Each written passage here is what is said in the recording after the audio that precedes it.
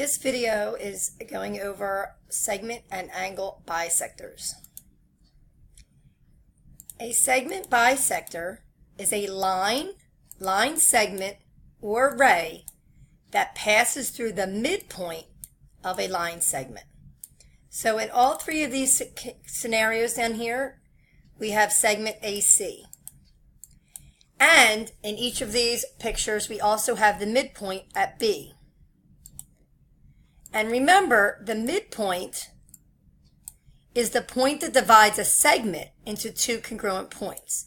So this point B divides segment AC into two congruent parts, and that's what these tick marks mean. And congruent means they have the same measure. This is a line, this is the midpoint, bisects the segment into two congruent parts, midpoint bisects the segment into two congruent parts.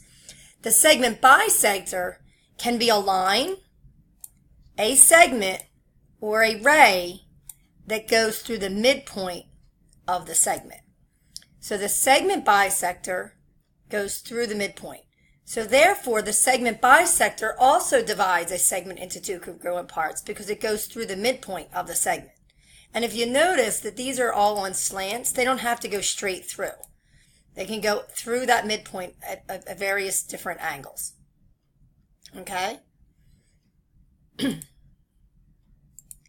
Now the perpendicular bisector is very similar, except it goes through the midpoint in a particular way. So it's more specific than just a segment bisector. So a perpendicular bisector can be a line segment or ray, a line, arrows, segment, endpoints, ray, one endpoint, one arrow. So it can be any of those, and it goes through the midpoint, but it goes through it in such a way that it forms a right angle. So now these bisectors are forming right angles, therefore we call it a perpendicular bisector. So the bisector goes through the midpoint so that it forms a right angle. So it's a more specific bisector. The third and last one is the angle bisector. An angle bisector, again, can be a ray, a line segment, or a line that divides an angle into two congruent angles.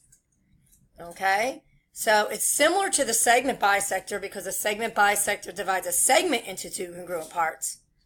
Now the angle bisector divides an angle into two congruent parts. And that means those angles have the same measure. So in this case, we have segment AC, which is part of line AC. And we have this ray coming through here and hitting the vertex at B.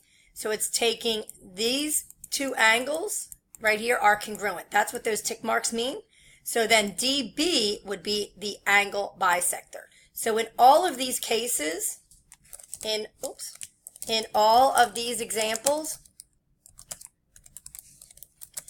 the angle bisector is either line, I think they're all rays, ray, DB.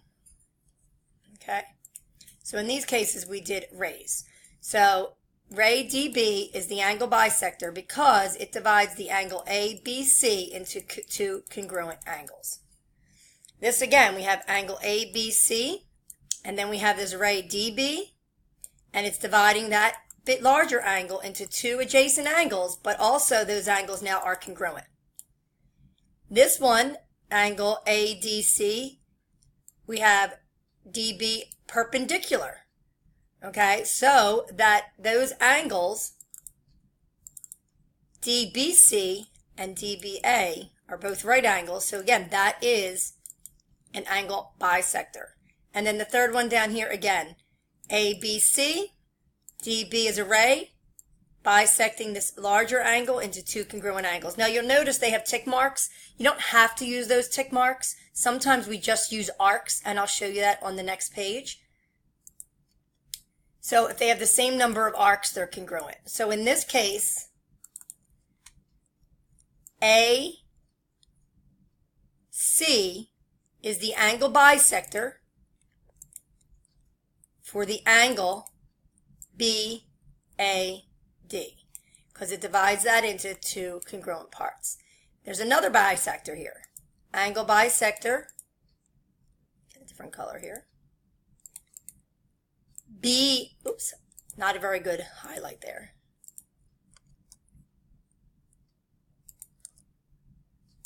DB, and these are segments, is the angle bisector for the angle ADC, because again, it divides that into two congruent angles.